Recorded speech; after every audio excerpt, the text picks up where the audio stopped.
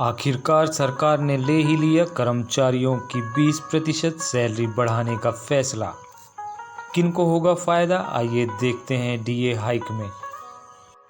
भारत के केंद्रीय कर्मचारियों और पेंशनभोगियों के लिए एक बड़ी खुशखबरी सामने आई है। लंबे समय से की जा रही महंगाई भत्ते डीए में बढ़ोतरी की मांग को केंद्र सरकार ने अंततः स्वीकार कर लिया है। इस फैसले से देश भर के 50 लाख से अधिक केंद्रीय कर्मचारियों को लाभ मिलने की उम्मीद है। आइए इस महत्वपूर्ण घोषणा और इसके प्रभावों को देखें। महंगाई भत्ते में वृद्धि, एक लंबे इंतजार का अंत। केंद्र सरकार ने अंततः कर्मचारियों की मांग को स्वीकार करते हुए महंगाई भत्ते में वृद्धि करने का निर्णय लिया है। यह निर्णय कर्मचारियों के लिए एक बड़ी राहत है, जो लंबे समय से इस बढ़ोतरी की प्रतीक्षा कर रहे थे। सूत्रों के अनुसार सरकार महंगाई भत्ते में 20% तक की बढ़ोतरी कर सकती है। इस वृद्धि के महत्व को समझने के लिए हमें यह जानना होगा कि महंगाई भत्ता क्या है और ये कैसे काम करता है।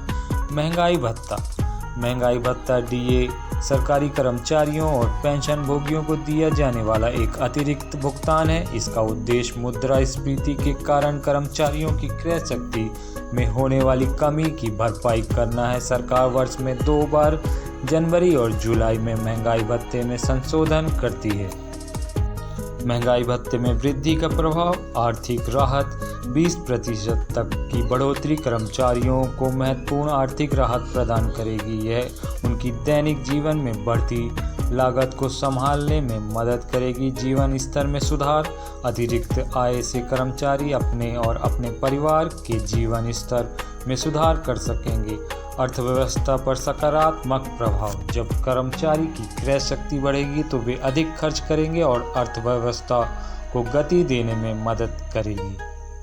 मनोबल में वृद्धि, ये कदम कर्मचारियों के मनोबल को बढ़ाएगा, जो उनके कार्य प्रदर्शन को सकारात्मक रूप से प्रभावित कर सकता है।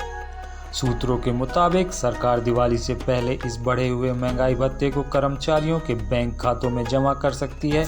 यह त्योहारी सीजन में कर्मचारियों के लिए एक अतिरिक्त खुशी का कारण होगा। दिवाली जैसे बड़े त्यौहार से पहले यह अतिरिक्त धनराशि कर्मचारियों को अपने खर्चों को बेहतर ढंग से वहन करने में मदद मिलेगी।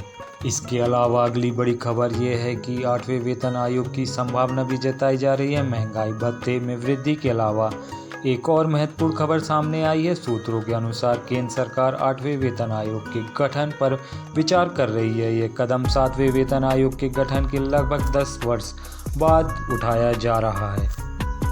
8वें वेतन आयोग के महत्व, वेतन संरचना में संशोधन। नया वेतन आयोग कर्मचारियों के वेतन संरचना में व्यापक संशोधन कर सकता है। आधुनिक आवश्यकताओं का ध्यान, यह आयोग वर्तमान आर्थिक परिदृश्य और कर्मचारियों की बदलती आवश्यकताओं को ध्यान में रखकर सिफारिशें दे सकता है। राज्य कर्मचारियों पर प्रभाव, हालांकि यह आयोग केंद्रीय कर्मचारियों के लिए गठित किया जाएगा।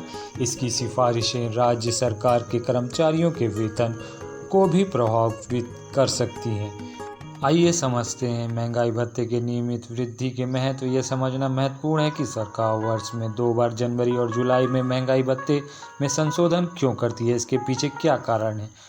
मुद्रास्फीति से सुरक्षा, नियमित वृद्धि कर्मचारियों की बढ़ती महंगाई से सुरक्षा प्रदान करती है। क्रय शक्ति में संरक्षण, यह कर्मचारियों की क्रय शक्ति को बनाए रखने में मदद करती है। समय पर समायोजन, 6 महीने के अंतराल में संशोधन वर्तमान आर्थिक स्थितियों के अनुसार समायोजन की अनुमति देता है। कर्मचारी कल्याण, नियमित वृद्धि सरकार की कर्मचारी कल्याण के प्रति प्रतिबद्धता को दर्शाती है।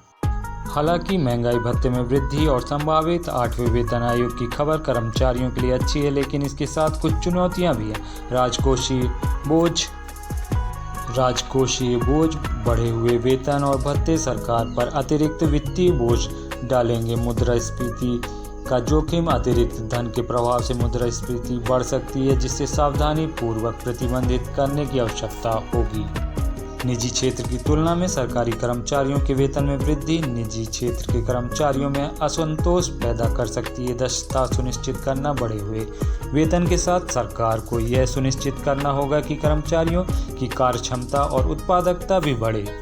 महंगाई भत्ते में वृद्धि और संभावित 8वें वेतन आयोग का गठन केंद्रीय कर्मचारियों और पेंशनभोगियों के लिए एक निश्चित रूप से सकारात्मक कदम है। न केवल यह उनकी वित्तीय स्थिति में सुधार लाएगा बल्कि उनके मनोबल और कार्य संतुष्टि को भी बढ़ाएगा। हालांकि इस कदम के साथ आने वाली चुनौतियों को भी ध्यान में रखना होगा और उनका समाधान करना होगा।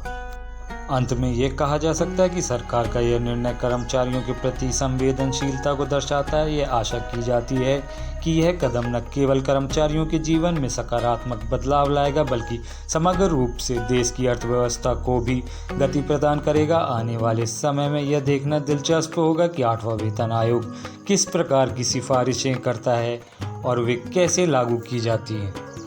तो दोस्तों, केंद्रीय कर्मचारियों और पेंशनभोगियों से जुड़ी जानकारी आपको कैसी लगी? पसंद आई हो तो प्लीज़ मेरे चैनल को लाइक, शेयर और सब्सक्राइब कीजिए। वीडियो देखने के लिए धन्यवाद। जय हिंद, जय भारत।